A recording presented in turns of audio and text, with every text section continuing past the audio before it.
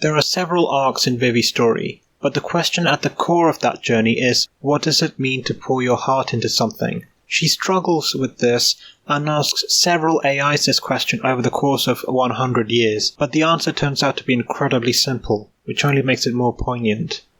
This will be one of 2 overarching video essays I have planned for Vivy Fluorite Eye's song, which will then be followed by a breakdown of each individual episode. Spoilers for the entirety of the anime will follow, and a script for this video can be found in both English and Japanese in the description. When talking to Momoka in episode 1, Vivy says she is trying to mimic human idols in her performances to garner applause, and even that she is trying to act more like humans in general to understand how to sing like them as well. However, when Momoka tells her she already has a kind heart, she dismisses the compliment and fails to reciprocate Momoka's hongi that she offered out of affection instead of to share data. Of course, it doesn't help that Navi laughs at the thought of an AI having a heart as well, but it just serves to show how Vivy's environment only enforces her lack of self-esteem. And of course, as Momoka says, she already has a heart, she just doesn't realize it yet.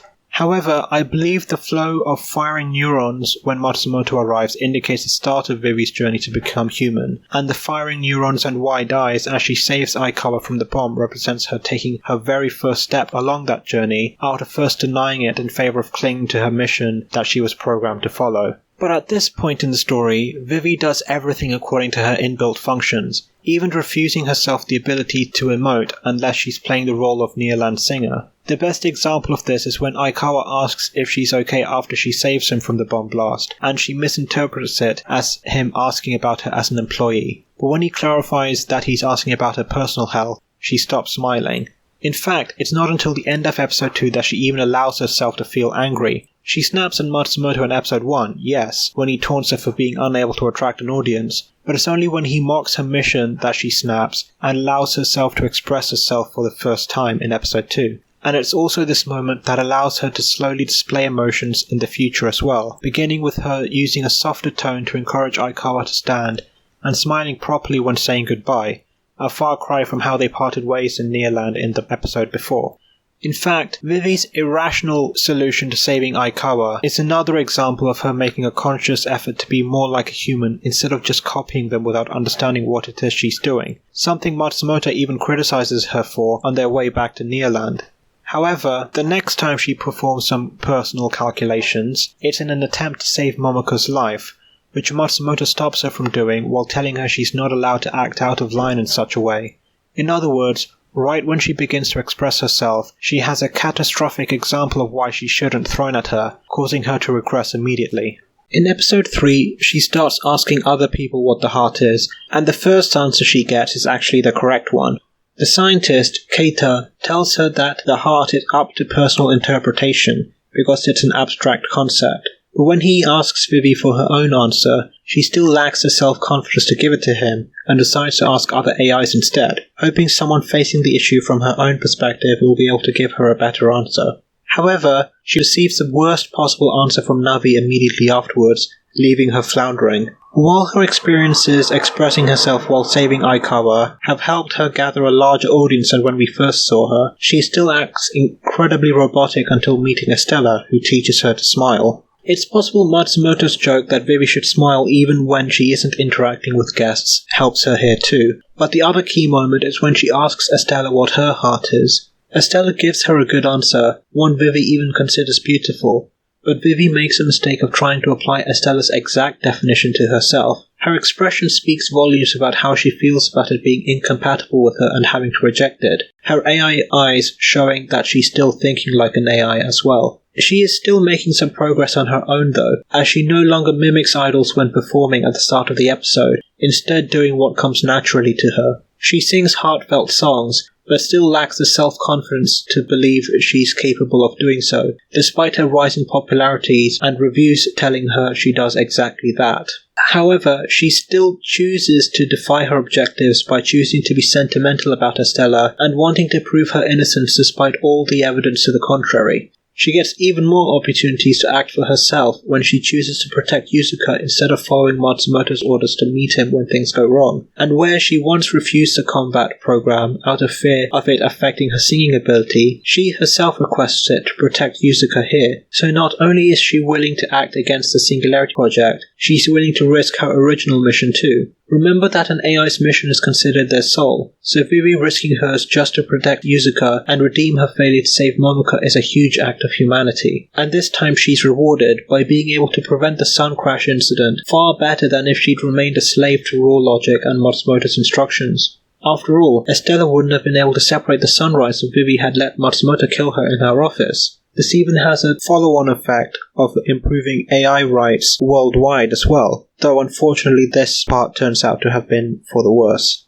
The Metal Float arc is where Vivy makes the greatest strides towards becoming her own person, but it's also where she suffers her greatest setback. She is able to relate on a personal level with Saiki and wants him to be happy because of how much he values AIs. This is quite telling because of how much Vivy fights against her own kind. It's a sign that deep down she wishes the best for AI kind and feels sorry for what she's had to do against them. She's also amazed by his relationship with Grace and expresses concern over potentially having to split them up. And at the start of the episode, she even takes back what she said about not wanting to take part in the project again, because she is starting to realize the project is making her a better singer, and so she can honor Elizabeth and Estella as well. It takes her until episode 12 to understand the former, but the latter is another sign that she's willing to let herself feel for other people, and more importantly, act on those feelings. And while it's a small thing in the greater scope of things, I think Vivy's conversation with Kagitani is worth mentioning too. Not only does Vivy demonstrate her humanity so succinctly by hoping Kagitani survives, she also defends Elizabeth from his insults. She does the former by claiming it's for her mission, and while I believe her, I also believe she truly wants to keep as many people alive as possible simply because she wants to. And I think her defending Beth is important too. She had no reason to do so, considering she was talking to the leader of Toark, but I think it shows that she truly does respect her and wants the best for her kind, and for there to be understanding between humans and AIs. Both of these are things she is too afraid to say again until episode 13, so it speaks to how Vivy is slowly starting to assert herself as her own person since the end of the Sunrise arc. But the biggest milestone comes when Vivy makes the conscious decision to destroy Grace.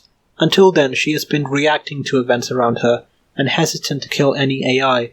But after Matsumoto forces her to confront the futility of saving her, she walks away to destroy her without a word. She, who only fought to defend herself or those around her, also shows no hesitation in killing K5 with a single blow either, then declares herself to be Vivy. In other words, at this moment, Vivy rejects the nickname she was given by her co-workers at Nearland and chooses a name of her own. Not only that, she takes on an entirely new identity as someone who will see the Singularity Project to completion over her original purpose of singing. It is an amazing moment of self-realization for her, and such a large step towards becoming her own person that it stuns Saiki into choosing violence to stop her, and it causes Matsumoto, who until now has been dismissive of her, to respect her and also start calling her Vivy. This is also when he begins caring for her, as Diva forces him to admit in episode 8. But this time her act of independence is punished again, as Saiki kills himself out of grief after she kills Grace. Despite her progress towards becoming human, that a human died as a direct consequence of her actions clashes with her AI programming, and she crashes. This time she is set back even further than when she witnessed Momoko's death in episode 2, with her personality taking shelter within her archive and a new personality, Diva, emerging to take her place. I think this is particularly tragic since, as she later realizes, she treasures all of her memories. She lost them all at this moment, and as a result became someone more human than she had ever hoped she could be. Speaking of Momoko though, despite the determination Vivy showed in stopping Grace, we see here that her death, as well as Estella and Beth's, still weighs heavily on her, and that she still blames herself for what happened to them, but she had no hope of saving them. Surely such irrationality is another sign of her humanity? This won't be the last we see of irrational thoughts weighing her down where others operate by pure logic either, but again, it shows how human she is, even if she herself can't see it yet. And as an aside, Vivy's memories as she crashes also show us that despite saying she's willing to kill AIs, she values them as audience members just as she would humans, given she also mourns Estella's death. And all of this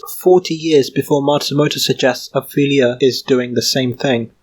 Discussing the following arc is different to talking about Vivy and the rest, because she is absent for almost all of it. In fact, this arc provides a truly fascinating perspective on the story I plan to discuss in my other video essay. There are still some points of interest relating to Vivy's growth in the Zodiac story, though. As we see in episode 9, Vivy has retreated into the archive after being broken by Psyche's death. She refuses to talk to Diva when she calls out for her too, only looking up when Diva admits she's only singing with all of her heart for the first time now. This shows again just how lowly she thinks of herself, but also that she's torn about her inability to sing with her own heart, which leads to her retiring in episode 10.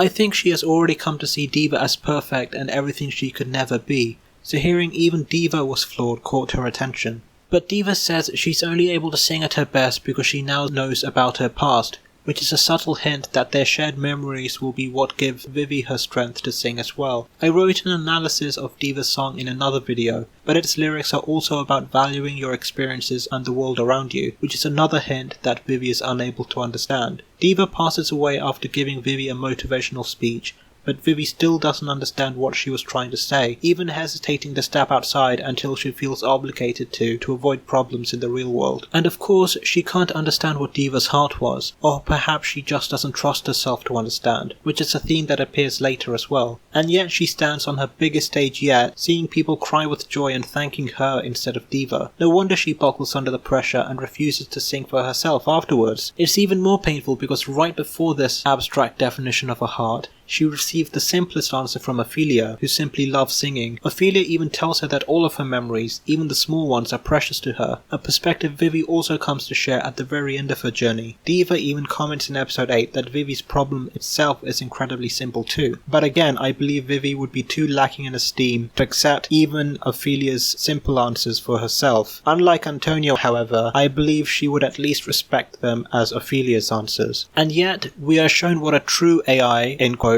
would do in Kagitani, who takes his philosophy that an AI should only do one thing and nothing more to the extreme and becomes insane as a result. A far cry from both Vivy and Diva, who are able to look at the greater picture and do things simply because they're the right thing to do. I'll discuss this more in my second video essay, but as I've said several times already during this one, Vivy is human and she does have a heart. She just can't bring herself to admit she has one, or that she's worthy of any amount of praise or respect. Episode 10 features Vivy at her most passive yet. Before she was willing to prioritize the Singularity Project over her singing, but now she has given up singing altogether, even though it means being stuck in a museum for the rest of her life. As with all of Vivy's other problems, the cause is simple. She's intimidated. She's seen what it truly means to sing with your heart by listening to Diva's song and how beautiful and beyond perfect it is, as Diva herself said, and by seeing how happy her audience was after she died as well. Diva fulfilled her mission to make everyone happy by singing, far better than Vivy ever could, and faced with living up to the talent of the perfect songstress, someone who could truly act human as Vivy always wanted to, Vivy gives up and reverts to the same kind of AI she was in episode 1, always following orders. Only she can't forget everything she's seen and done since then, and is stuck wallowing in her own lack of self-worth. It speaks volumes that she's so desperate to take part in the project again, instead of trying to sing, or even continue life as a museum exhibit, even going so far as to plead with Matsumoto to give her something to do. It's also a marked change on Matsumoto's part to try and help, but the problem is that he still can't bring himself to be honest with her, instead trying to nudge her towards finding an answer for herself without explicitly saying so, but it's fitting that he's still able to convince her to take that first step. It doesn't change the fact that Vivy needs someone to be her emotional support though, and without someone like that she suffers and goes around in circles without accomplishing anything for 20 years, all because Matsumoto can't bring himself to be honest about his feelings. But during those 20 years we see that she is functioning just as a human would, even though she can't see it, through how she treats Osamu. She's incredibly kind to him and even takes the initiative and echoes Matsumoto's offer of a bet to help him find friends. She's even aware that he must be lonely to have stood alone during the school trip, and to have come back alone to see her, and badmouth his fellow classmates as well. Not only that, she's genuinely happy to see him find friends and engages with him as he grows up, even through her own private suffering. She wants to be human, not realizing she already is one. And given Osamu is Matsumoto's creator, it's fitting fitting that Osamu inspires Vivy to take her second step towards finding her heart. By instigating the accident that inspires her to write her own song, he's also the one to help her finish a song by introducing her to Luna and telling her that the dead live on in those living, to explain why Nana was able to remain so happy even in the days leading to her death. We saw Vivy being surprised by this when seeing a picture of Nana in the hospital earlier. He talks about humans, but Vivy thinks of Diva. She chooses to believe for herself that dead AI can also live on in those who remember, and she also receives the same affection from Luna that a human would too. And for the first time since episode 1 we see neurons firing. Neurons are a biological concept, and I believe this signifies that by making the decision to mourn Diva in a human way, she has finally crossed the gap to becoming human herself. It's no coincidence that she's able to write Fluorite Eye song in one go after doing so, something that should have been impossible for an AI, and indeed impossible for herself for the past 2 decades. It was even confirmed by the writers that part of Vivy's motivation was her sudden maternal feelings towards Luna, which is another first for AIs as they cannot have children of their own. When she re-enters the archive after meeting Luna, she produces all of her memories of both Diva and everyone else she has met and lost. Even though she's still literal-minded enough that she only consciously believes Diva is with her, I believe this means she subconsciously mourns all of the people she's encountered during her journey. She still feels intimidated by Diva in later episodes, but I also believe she is able to start processing her grief here, at least a little. By surrounding herself with memories though, she's also already aware on a subconscious level that they are important to her. They help her write a song after all, but even though she found her heart, she still doesn't realize it, and even after writing her song, she finds herself unable to sing it and gives up. She struggles for 25 years, achieved the impossible, and just as Matsumoto warned when she started, it proved fruitless. It's more than understandable that she fall into a deep hibernation, but as I said, she became human in that moment and found her heart, but she just can't bring herself to take credit for her accomplishments, or even think she's worthy of praise. She reverts to a mere AI as she thinks she deserves to be, despite crossing the line she spent 85 years trying to pass. While Matsumoto speaks kindly to her once she falls asleep, he's still too uncomfortable with his feelings to give her the praise she needs to hear in this moment, and he won't be able to for another 15 years. This lack of self-worth follows Vivy into episode 11 and beyond.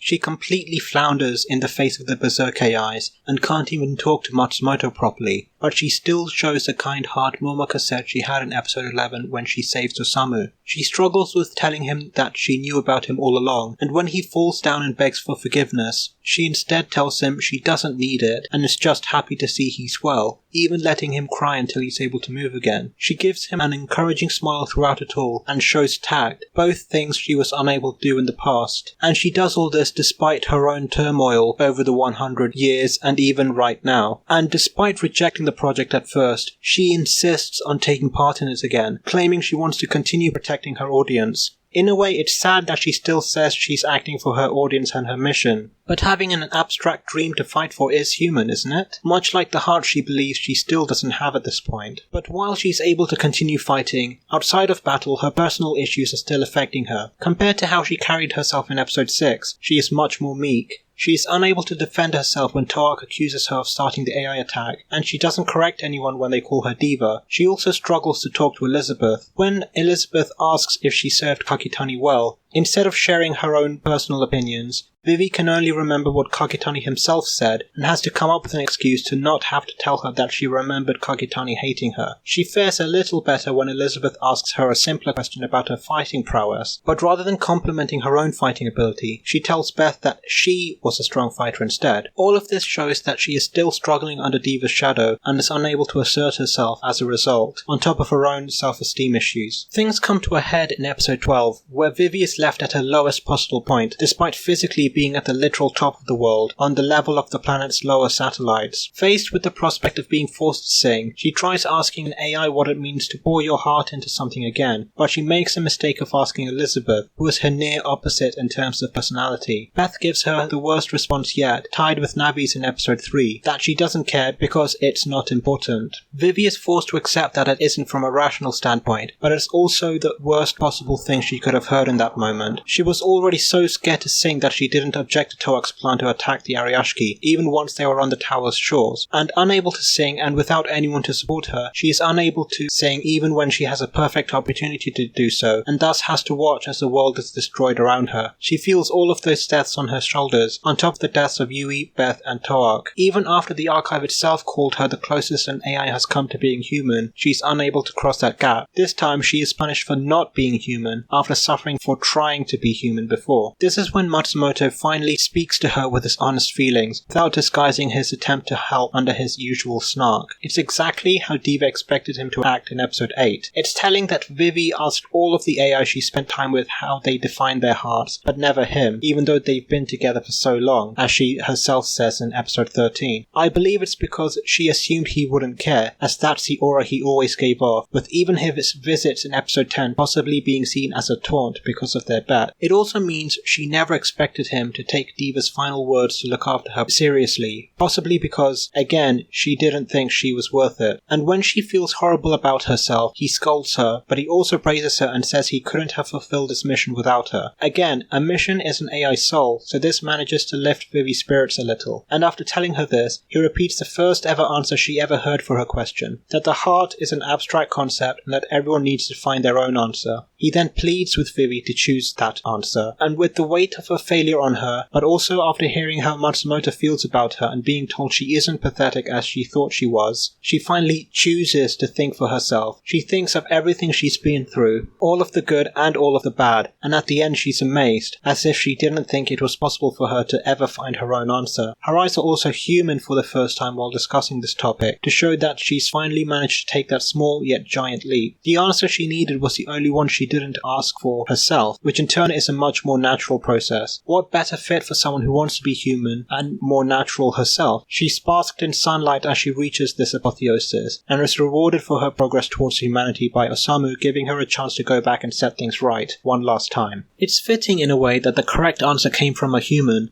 but it's also interesting that Vivy also heard it from Matsumoto. He also lived for 100 years after all. He also has a lot of experiences to learn from, even if he was never interested in understanding himself as she was. He grew a little even without realizing it. And maybe part of the reason Vivy didn't understand when Keita told her in the past was also because she was only 16 years old, and hadn't experienced enough by then to understand what a heart was to her. I feel bad saying this because Momoko's death haunted her for so long, but she's seen so many more traumatizing things since then, and suffered so much more too. In any case, this conscious decision to think for herself affects her in several ways. She's kind but more forceful when saving the man at the start of episode 13, but this ends up saving his life. She is also firm when talking to Toak, instead of remaining passive and letting Osamu and Matsumoto do all the talking as she did in the previous timeline. Not only that, instead of letting everyone call her Diva, she corrects Yui and finally takes back the name she claimed for herself in the past, then goes on to speak forcefully when making her case to Toak and talks Beth down when she confronts her, a far cry from her awkwardness when Beth confronted her in episode 11. When the time comes for Vivy and Matsumoto's plan to be put into effect, she also feels confident enough to speak her own opinions on Yui and Elizabeth. She tells Yui that she agrees with her hope that AIs and humans will coexist one day, even being able to be wistful as a human would. And instead of stating mere facts about Elizabeth's past with Kakitani or her physical strength, Vivy gives her her own honest thoughts about Beth and how she served him magnificently. She already admitted that she admired both her and Estella in episode 5, but now she is finally able to tell her that, even earning their respect in the process, which is another reward for her choosing to do so, and another contrast to Beth's reaction to her attempt at telling her about Kakitani in episode 11. In this way, she is also able to honor their previous deaths by fulfilling Beth's dying wish and encouraging Yui to push onward with the dreams she shared with them when she was killed. This isn't to say that she's entirely confident in herself though. She pauses when Matsumoto asks if she's still able to sing on the docks, and has to remind herself of her revelation, and even then she isn't completely sure of herself. She isn't as comfortable with herself as she lets on either, still thinking of Diva's final performance as a golden standard she needs to meet, before Matsumoto tells her that isn't necessary. He immediately deflects it with a joke, but it's fitting that even in this timeline, Matsumoto is the one to motivate Vivy as soon as she begins to doubt herself again. He's her partner after all. It's also fitting that Vivy finally allows herself to smile and embrace him, telling him her first ever joke before thanking him. At last she's allowing herself to be honest with him as well. Of course, she knows now how much Matsumoto values her, and his recent comment only cements that he feels that way about her now as well. Either way, this could be seen as her honoring her last interaction with him in the previous timeline, just as with the others. As for Matsumoto's comment about waiting 100 years for her to tell a joke, you could also see it as an indicator of how she has now chosen to fully understand and embrace her humanity after working so hard for it over the past years. Remember, she didn't even understand the concept of a joke back in episode 2, but of course all three of these interactions also take on a sadder meaning when you realize this is the last time Vivy sees any of them, and that they're all aware of this fact, as she tells Navi later.